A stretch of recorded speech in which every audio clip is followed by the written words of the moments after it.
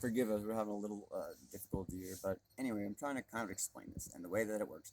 Like I said, they're controlled to the T, and they will do, as I said, split a congregation and then say, "Oh my God," even though there's no need to do such a thing.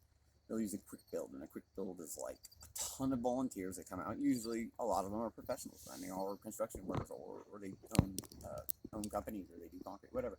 And they get about 300 or 400 people out there, and they can throw up a kingdom hall in about 3 days, 4 days.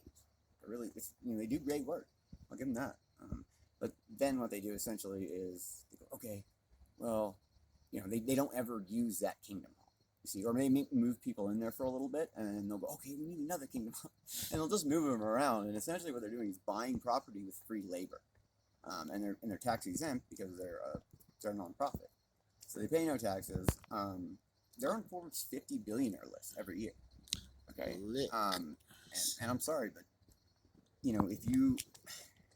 I understand that a church needs to function with money, just the way the world is understood, right?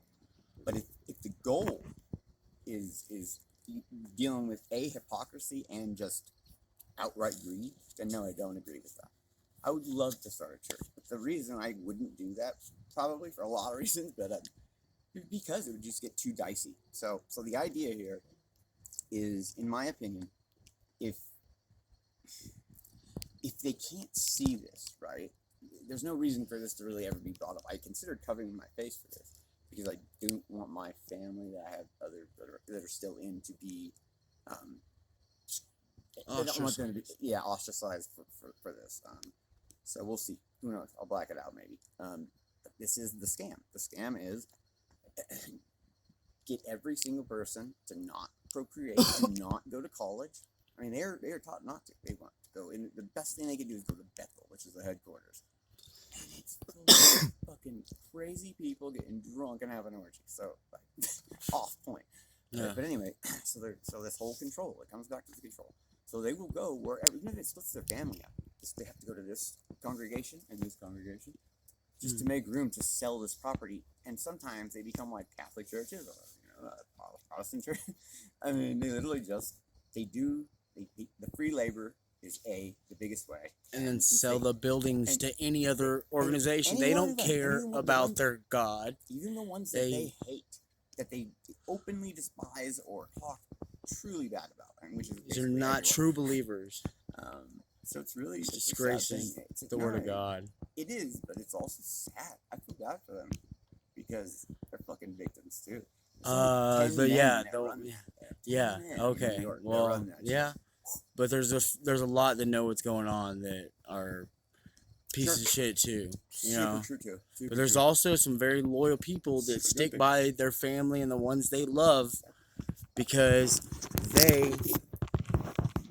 I will keep my face on this too because I believe every bit of it, because they will stand there behind the ones they love, whether they believe it or not.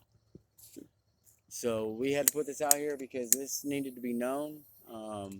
I'm keeping my face out here because I'm not letting my boy put his out there without being right behind it whenever I'm making sure that this is going out, and I'm making sure that people know the truth about this. Yeah. It's something that I've learned and something that disgusts me.